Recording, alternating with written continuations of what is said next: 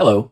Lost Caverns of Ixalan was the last set booster to feature commander cards, which were exclusive to set and collector boosters. It was also the first one to include set booster exclusive double-face cards. Worth noting that this makes these cards more difficult to reprint, since not all products incorporate double-face cards. It'll be more difficult to reprint them in a commander deck, for example. But first up is Altar of the Wretched, which is an artifact for 3 mana, 2 and a black. When this artifact enters, you may sacrifice a non-token creature. If you do, draw X cards, then mill X cards, where X is that creature's power. Craft with 1 or more creatures. For 4 mana, 2 black. Exile this artifact, exile 1 or more creatures you control and or creature cards from your graveyard. Return this card transformed under its owner's control. Craft only as a sorcery.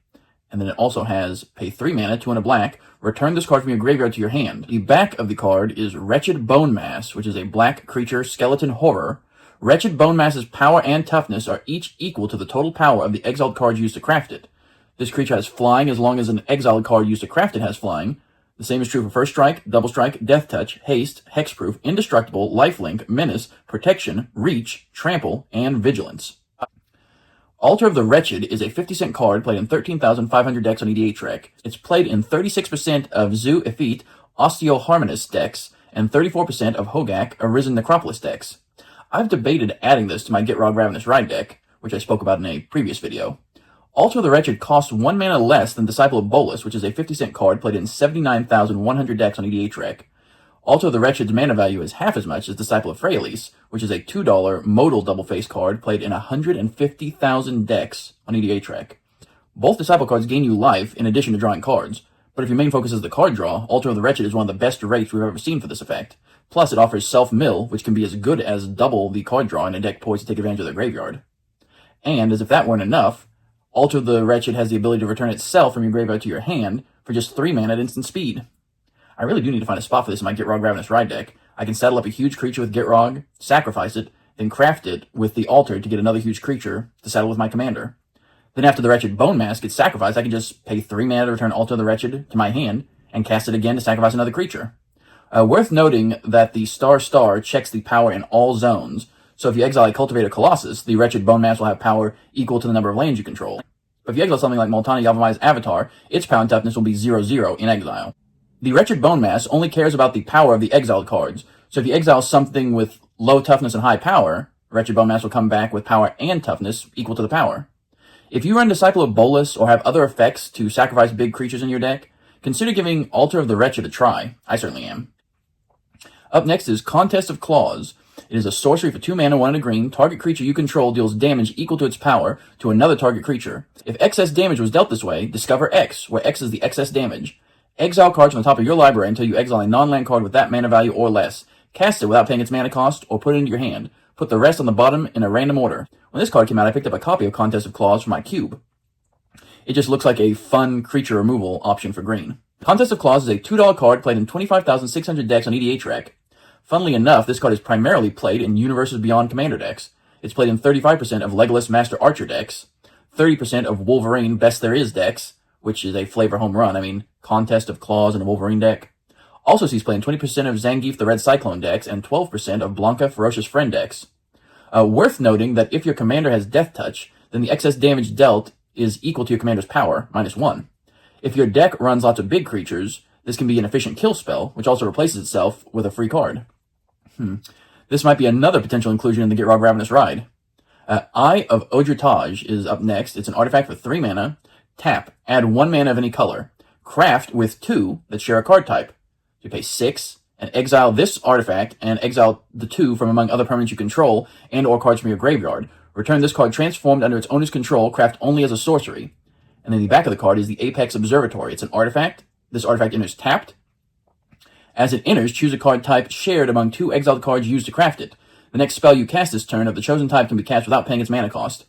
Eye of Odritage is a $1 card played in 7,500 decks on EDH.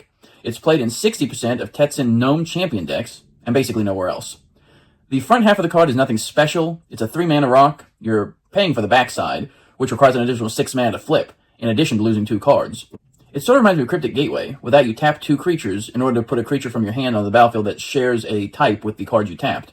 This does something similar. You exile 2 creatures, but they allow you to cast a creature spell for free each turn. Casting feels like an important distinction here. I'm surprised this isn't seeing more play in Eldrazi tribal decks. It sees play in less than 1% of Zul'Adok Void Gorger decks, Ulalek Fused Atrocity decks, and Kozilek the Great Distortion decks. Those have cheap Eldrazi you can cast in the early turns, then craft them with the Eye of Oj'Taj to cast your huge Eldrazi for free. It's a lot of hoops to jump through, but if your deck focuses on a specific card type with an even split of low-cost and high-cost spells, it might be worth trying out Eye of Oj'Taj in your decks. Up next is Illustrious Wanderglyph, a 2/2 for 5 mana, 4 and a white, artifact creature golem. Ascend. If you control 10 or more permanents, you get the city's blessing for the rest of the game. Other artifact creatures you control get +2/+2 as long as you have the city's blessing. At the beginning of each upkeep, create a 1/1 colorless gnome artifact creature token.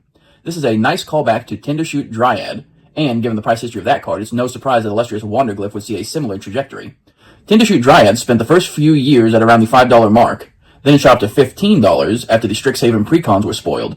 People wanted to upgrade their Adrix and Nev Twincaster decks with powerful token producers. It hovered around the $10 range for a few years before spiking again to $17. The second spike of Tindershoot Dryad was, ironically, caused by Illustrious Wanderglyph. Based on the history of its inspiration, Illustrious Wanderglyph proceeded to do a price increase speedrun. It took Tindershoot Dryad 3 years to reach $10. Wanderglyph did it in 4 months.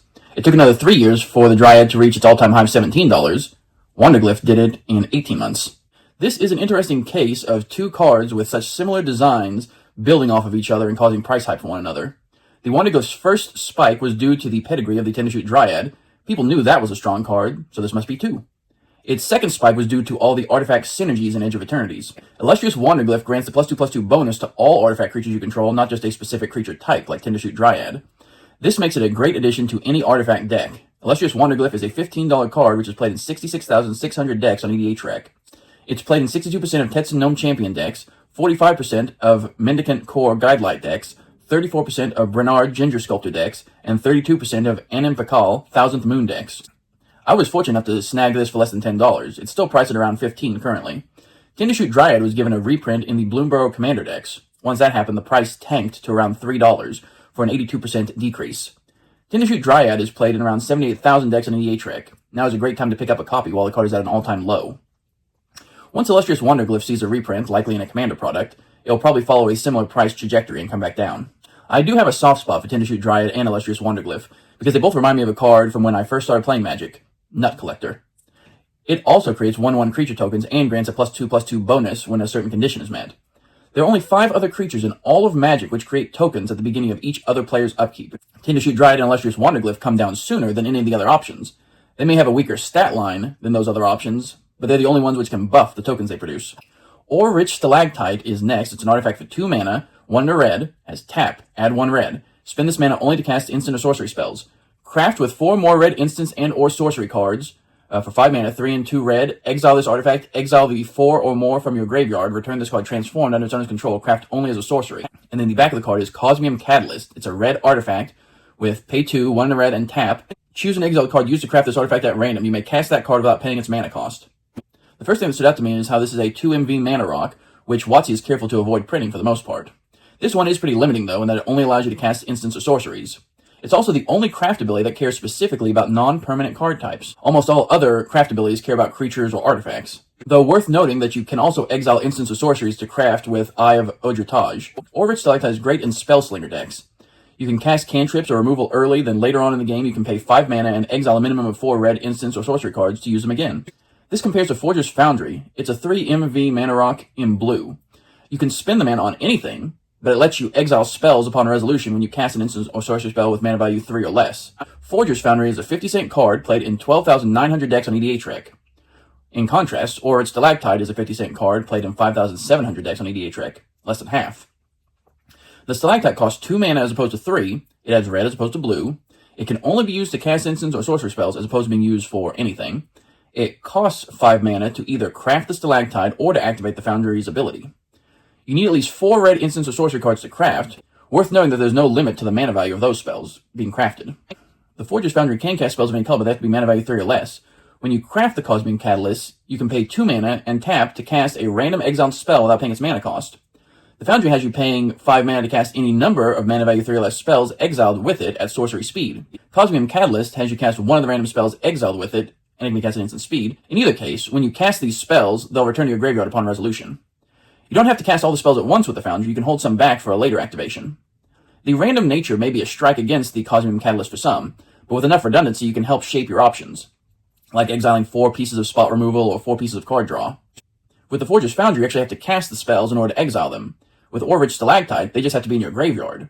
So you can discard high-cost mana value red sorceries, then exile them to craft the Cosmium Catalyst and cast them for 2 mana at instant speed. Imagine casting a Soulfire Eruption for 2 mana on your opponent's turn, or Magma Opus, or Ruinous Ultimatum. Remember that they don't have to be mono-red spells. The cards are exiled face up, so your opponents may play differently knowing what you have the possibility to cast at instant speed. It's worth noting that you can't exile cards with adventures to the craft ability, since creatures with adventures are considered creature cards when in the graveyard. Now, if you cast an adventure with the Forger's Foundry, you can exile it to its ability, then cast either side later without paying its mana cost. Ore-Rich Stalactite is played in 11% of Imodain the Pyrohammer decks, 8% of Ashling Flame Dancer decks, and 6% of Judith Carnage Connoisseur decks. If you're in a red Spellslinger deck and don't mind a little chaos, then this is definitely worth considering.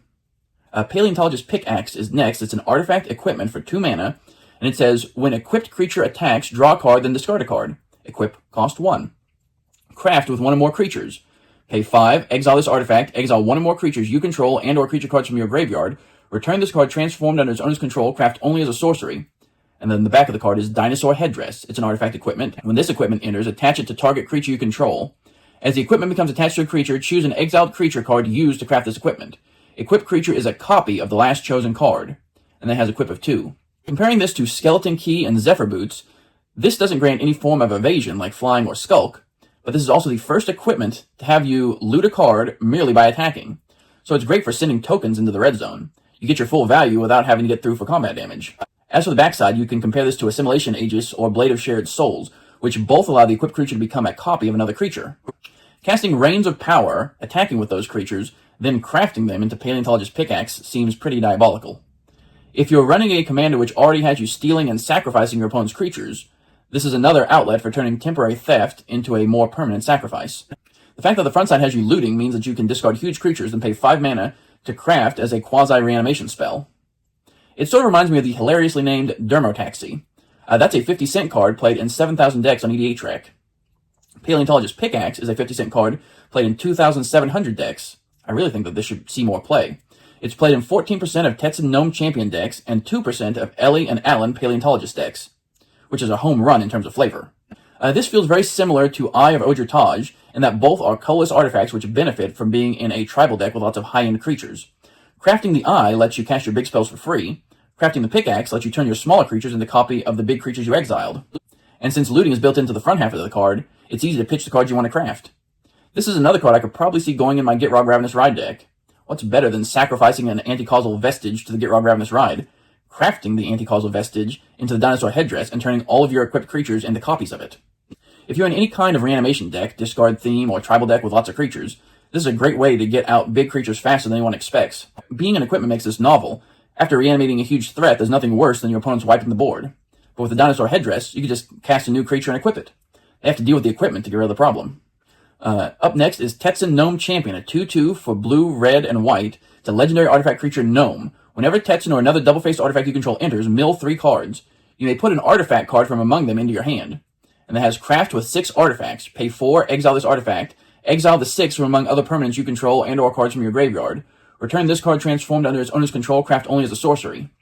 And then the back of the card is the Golden Gear Colossus, which is a 6/6 white, blue, and red legendary artifact creature gnome with vigilance, trample, and whenever the Golden Gear Colossus enters or attacks, transform up to 1 other target double-faced artifact you control. Create 2 1/1 colorless gnome artifact creature tokens. Tetsun Gnome Champion is a 50-cent card, which is the commander of 5,100 decks on EDH Rec. Due to the narrowness of the card, all of the decks tend to look pretty homogeneous. They're all running virtually every double-faced artifact in Jeskai colors. When incubator tokens were created, they changed the magic rules for how tokens of double-faced cards worked. An effect that creates a token that's a copy of a transforming permanent will create a transforming double-faced token.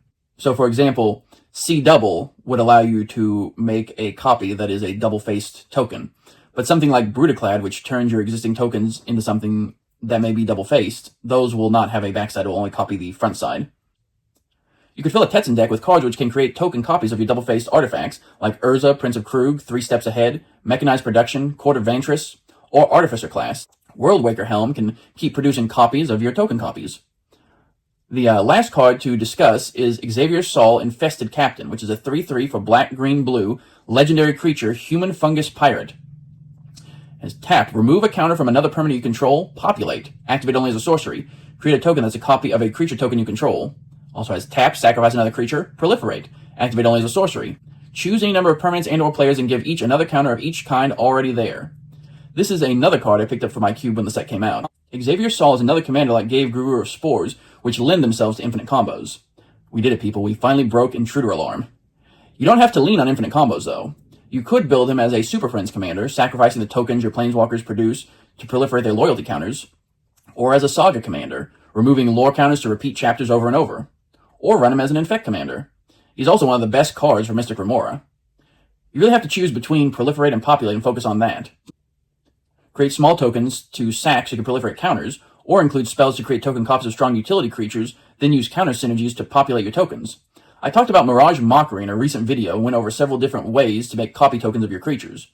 Those would be great inclusions in an Xavier Sol deck focused on populating tokens. But that's it. This ends my 10-part series covering all the commander cards which were exclusive to set and collector boosters. Thanks for listening. I hope you learned something new. Are you planning to try out some of these cards in your decks? I'm definitely going to try out Altar of the Wretched and Paleontologist Pickaxe in my Get Raw Ravenous Ride deck. Do you play any of these cards already? How have they worked out for you? Let me know in the comments below, and be sure to like and subscribe so you don't miss any further videos. Take care. Bye.